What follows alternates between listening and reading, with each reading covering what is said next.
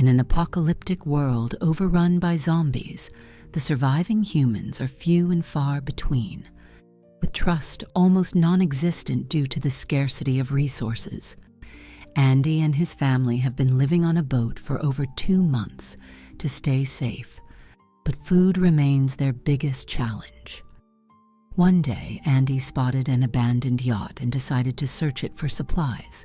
Using a mirror to check for any danger, he cautiously entered the cabin and was thrilled to find enough food to sustain them for months.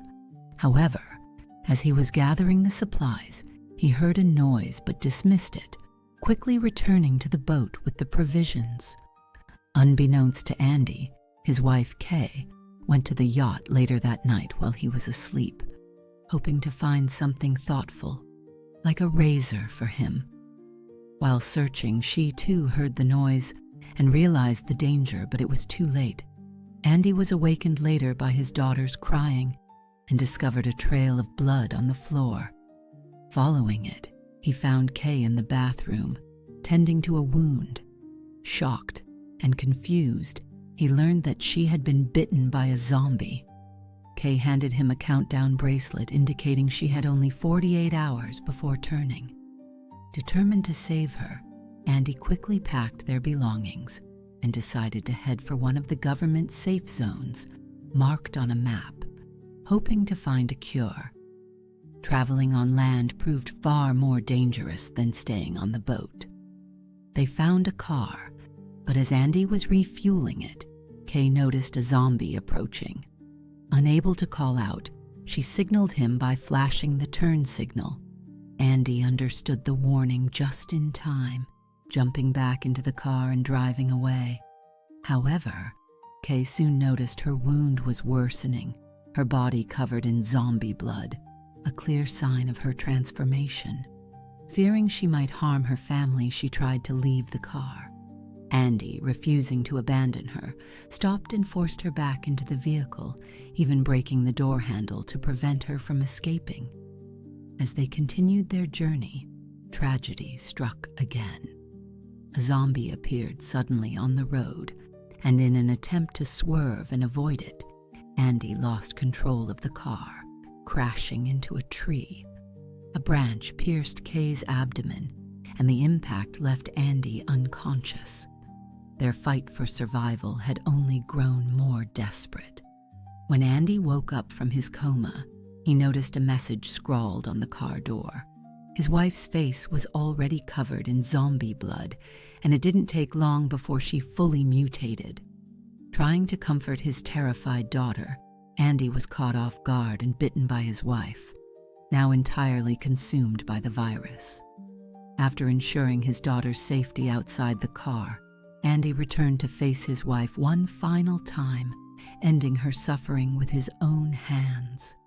Overwhelmed by despair, he sat down and let out a roar of anger and sorrow.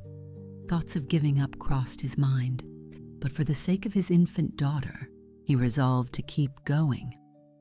Taking the countdown bracelet from his wife, Andy reset it to 48 hours and prepared to continue his journey.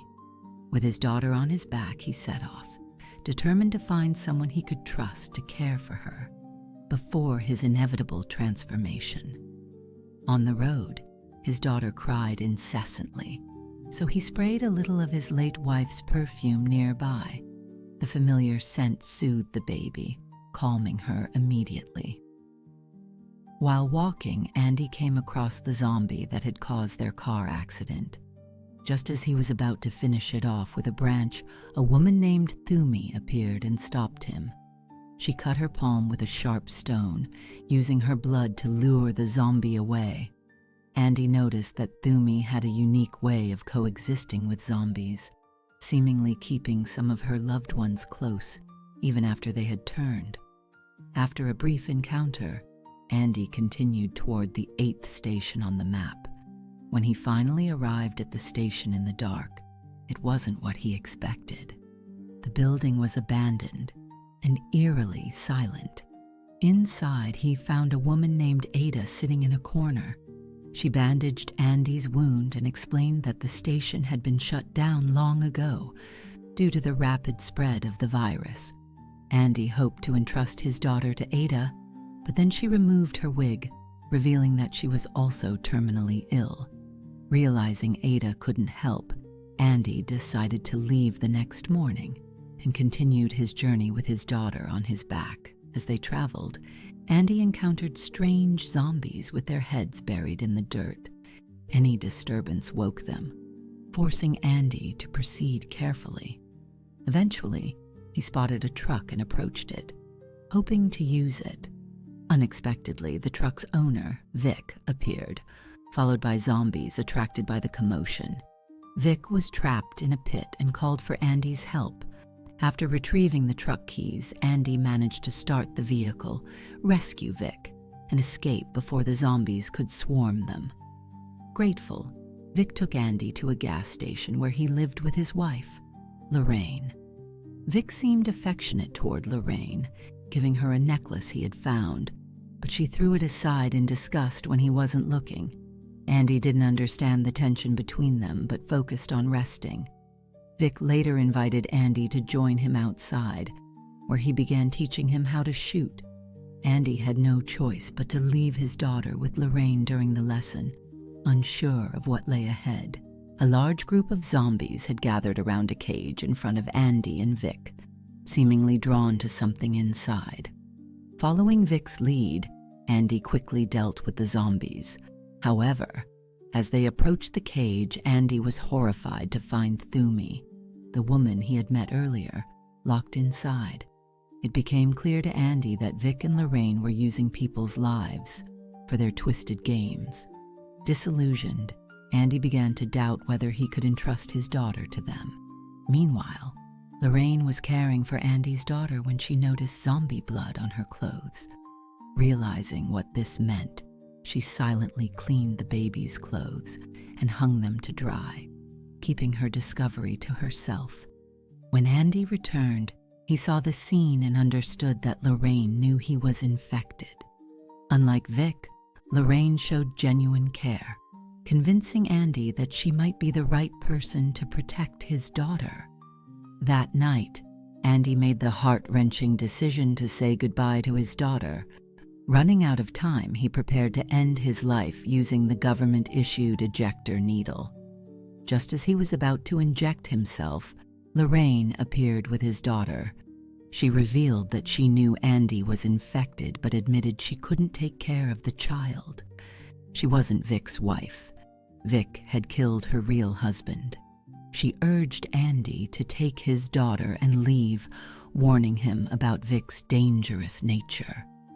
Lorraine's words, combined with Vic's earlier actions, confirmed Andy's suspicions. He remembered a family he had met by the river earlier, a couple with 2 daughters, and decided to find them, hoping they could take care of his child. However, before he could leave, Vic ambushed Andy, knocking him unconscious. When Andy woke, he found himself locked in a cage with Thumi. Time was running out as the infection progressed, and the sound of approaching zombies made escape urgent. Spotting a sausage hanging from the cage, Andy devised a plan. He tied the sausage to a rope and threw it to lure the zombies away. As the zombies scrambled for the food, Andy and Thumi managed to open the cage door and escape. They returned to the gas station where Andy quietly woke Lorraine and retrieved his daughter. Sneaking past the sleeping Vic, they made it outside and headed for the car. However, Vic woke up, shotgun in hand. Lorraine tried to stop him but was shot in the process. Gravely wounded, she still bought Andy and his daughter enough time to run. They fled into a cave, hiding while Vic angrily searched for them outside. As dawn broke, Vic finally gave up and left.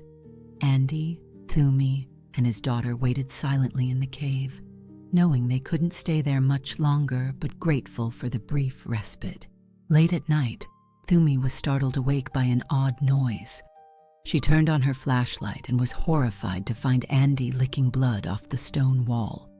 He was becoming increasingly bloodthirsty as his transformation into a zombie progressed. However, by dawn, Andy seemed to regain control and return to normal. The group continued their journey with Andy, Thumi, and Andy's daughter pushing forward. While walking under a tree, Thumi suddenly stopped.